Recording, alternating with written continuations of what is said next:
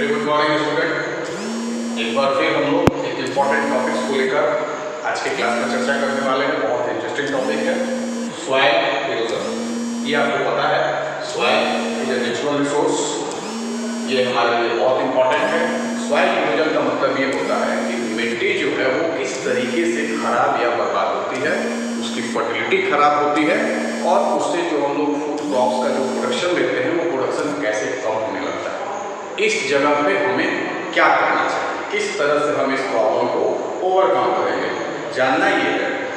मिट्टी को बनने में 1 इंच की मोटाई में यदि मिट्टी को बनाना हो तो उसमें हजारों साल का वक्त लगता है। तो जाहिर सी बात है कि मिट्टी का बनना एक बहुत ही एक्सट्रीमली स्लो प्रोसेस है। ऐसे में इसका महत्व और भी बढ़ जाता है क्योंकि पूरे लाइफ सिस्टम और एग्रीकल्चर को सपोर्ट करने का काम जो है वो हमारी मिट्टी करती है। मिट्टी बहुत सारे जीव जंतुओं के लिए नेचुरल हैबिटेट का भी काम करती है। बहुत सारे रेप्टाइल्स मिट्टी के नीचे रहते हैं। पिछले क्लासेस में हम लोगों ने इसके ऊपर काफ़ी चर्चा भी किया है। तो आइए आप समझते हैं कि सॉइल इरोजन क्या है। तो मिट्टी का जो ऊपरी परत होता है, टॉप सॉइल होता है, वो कुछ खास वजह की वजह से या फिर हमारी गलतियों की वजह से बर्बाद हो जाता है। बहुत तेज बारिश मिट्टी के ऊपरी परत को बहा ले जाती है। ये भी एक मिट्टी के खराब होने का वजह है। तो आइए हम एक एक करके देखते हैं। सबसे पहला जो हमारा कारण दिखता है वो है शिफ्टिंग कल्टीवेशन। शिफ्टिंग कल्टीवेशन का मतलब ये होता है कि विश्व के बहुत सारे भूभागों पे, बहुत सारे जगहों पे, कंट्रियों में लोग कुछ समय के लिए कहीं जंगल वगैरह को काटते हैं, वहाँ खेती करते हैं, उसके बाद फिर वहाँ से हट कहीं और चले जाते हैं और वहाँ फिर से जंगल को एक बार क्लियर करते हैं और क्लियर करने के बाद फिर वहाँ खेती करते हैं। तो बार बार इस शिफ्टिंग की जो प्रोसेस है, ये प्रोसेस काफ़ी मिट्टी को खराब करती है। भारत के भीतर नॉर्थ ईस्ट का जो एरिया है वहाँ इस शिफ्टिंग कल्टीवेशन को हम लोग झूम के नाम से जानते हैं। वहाँ की बोलचाल की भाषा में इसको झूम बोलते हैं, झूम एग्रीकल्चर। वहाँ पहाड़ है, स्लोप है, पहाड़ी जगहों पे लोग टेरेस बना के खेती करते हैं। उस समय वहाँ खेती करते हैं, जंगलों को काट के खेती करते हैं और फिर जगह बदल देते हैं, दूसरी जगह चले जाते हैं और वहाँ जाके खेती करते हैं। तो शिफ्टिंग कल्टीवेशन एक मेजर कॉज बनता है सॉइल इरोजन का। सेकेंड में आगे देखते हैं डिफॉरेस्टेशन। नाम से आप जानते हैं, इस वर्ड से आप परिचित भी हैं। डिफॉरेस्टेशन का मतलब होता है पेड़ पौधों को काटना, फॉरेस्ट एरिया को कम करना। ह्यूमन अपने लिए, अपने ह्यूमन नीड को फुलफिल करने के लिए जंगलों को काटता है।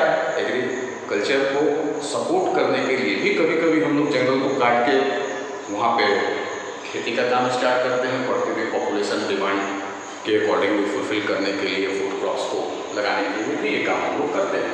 तो डिफॉरेस्टेशन में आप ये समझ लीजिए कि जो पेड़ होते हैं, पेड़ पौधे होते हैं, वो मिट्टी को फॉर्मली एकदम पकड़ के रखते हैं। बारिश के पानी से उनका कटाव होने से बचाते हैं क्योंकि ऊपर जो पेड़ पौधे होते हैं वो तेज रफ्तार से आ रही बारिश को रोकते हैं, स्लो कर देते हैं और धीरे धीरे वो पानी जमीन पे आता है और इस वजह से मिट्टी का जो टॉप सॉइल है वॉश आउट होने से बच जाता है। तो डिफॉरेस्टेशन जो है वो भी एक बड़ा कारण है पेड़ पौधों की कटाई, जंगल एरिया का कम होना सॉइल इरोजन के लिए। फिर देखते हैं फॉल्टी एग्रीकल्चरल प्रैक्टिस। एग्रीकल्चर तो ह्यूमन नीड है, ये हमें करना ही है, लेकिन इसके तरीके जो है वो सही होने चाहिए। इमेजिन करिए कि आप किसी माउंटेन के ऊपर है, माउंटेन का एक स्लोप है।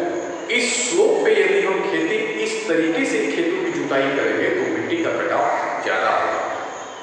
हमें करना क्या चाहिए? खेतों की जुताई जो है वो स्लोप के अगेंस्ट करनी चाहिए जिससे मिट्टी का कटाव कम से कम होता है। ये है हमारा फॉल्टी एग्रीकल्चरल प्रैक्टिस। तो इसके लिए हमें अपने किसानों को एजुकेट करने की ज़रूरत है, उन्हें सब कुछ बताने की ज़रूरत है, ट्रेन करने की ज़रूरत है कि आप अपने एग्रीकल्चरल प्रैक्टिस को सही करिए, उसे आप फॉल्टी मेथड्स के रूप में अडॉप्ट मत करिए। Faulty cropping pattern. भारत के बहुत बड़े लैंड एरिया में अक्सर एक खेत में लोग एक ही तरह की खेती करते हैं, गेहूँ चावल, गेहूँ चावल, गेहूँ चावल, पैडी और वीट की खेती करते हैं। क्रॉप रोटेशंस बहुत इंपॉर्टेंट होता है। यदि हम एक ही तरह की खेती जब जमीन में करने लगते हैं तो उसकी उर्वरा शक्ति, फर्टिलिटी खराब हो जाती है, कमज़ोर हो जाती है और नतीजा होता है कि बहुत ज़्यादा उपज लेने के लिए हम उसमें बार बार केमिकल फर्टिलाइजर का इस्तेमाल करते हैं। ये ये हमारा फॉल्टी क्रॉपिंग पैटर्न भी एक बहुत बड़ा कारण है सॉइल इरोजन का। यदि हम इसको पूरी तरह से समराइज करें तो हम ये देखेंगे कि शिफ्टिंग कल्टीवेशन को हमें रोकना होगा। हमें एक एक जगह से करते हुए प्लान करते हुए ट्राइबल एरिया में बहुत ज़्यादा देखने को मिलता है पूरे क्रॉस द वर्ल्ड। ट्राइब्स जो होते हैं उस समय तक कहीं रहते हैं, आसपास की ज़मीनों पर खेती करते हैं, उसके बाद उस ज़मीन को छोड़ के कहीं और चले जाते हैं, फिर वहाँ खेती करते हैं। तो ये जो प्रोसेस है इससे हमारा सॉइल इरोजन होता है। फिर डिफॉरेस्टेशन से पेड़ पौधों को हमें लगाना है, जब वन का जो फॉरेस्ट एरिया है उसकी कवरेज बढ़ानी है, उसे कम नहीं करना है, पेड़ पौधों को काटना नहीं है। फॉल्टी एग्रीकल्चर प्रैक्टिस, खेती के सही तौर तरीके को हमें अपनाना होगा। खेती के लिए हमें वैज्ञानिक पद्धति से जो भी हमें गाइडलाइंस मिलते हैं उसके अकॉर्डिंग हमें खेती करनी चाहिए। स्लोप के अगेंस्ट में खेतों की जुताई करनी होती है, स्लोप के डायरेक्शन के साथ साथ जुताई नहीं करनी चाहिए, खेतों की प्लगिंग नहीं करनी चाहिए, तो मिट्टी का कटाव तेजी से होता है। फॉल्टी क्रॉप पैटर्न जो है उसको हमें स्टॉप करना चाहिए। खेतों में हर तरह के फसल को बदल बदल के लगाने की जरूरत होती है। जब हम ऐसा करते हैं तो खेत की फर्टिलिटी और उर्वरा शक्ति बढ़ती है। तो आज के क्लासेस में हम लोगों ने देखा कि सॉइल इरोजन के कारण क्या क्या है, उसके बारे में हम लोगों ने डिटेल से पढ़ा और उसके बाद हमें इन सब पॉइंट्स के ऊपर अपना फोकस करना चाहिए। किसानों को एजुकेट करने की जरूरत है और इस तरह से हम सॉइल इरोजन को रोक सकते हैं। एक इम्पॉर्टेंट चीज़ मैं यहाँ पे डिस्कस करना चाहूँगा वो ये है, आप जो बच्चे गांव के एरिया से आते हैं उन्होंने देखा होगा बहुत बार खेतों से हम फसल को ऊपरी हिस्से को तो काट लेते हैं अनाज लेने के लिए और बचे हुए डंठल को खेत में ही लोग आग के तौर पे आग लगा के उसको जला देते हैं। ये सबसे गलत प्रैक्टिस है। इसकी वजह से हमारा टॉप सॉइल जो है वो बिल्कुल खराब हो जाता है।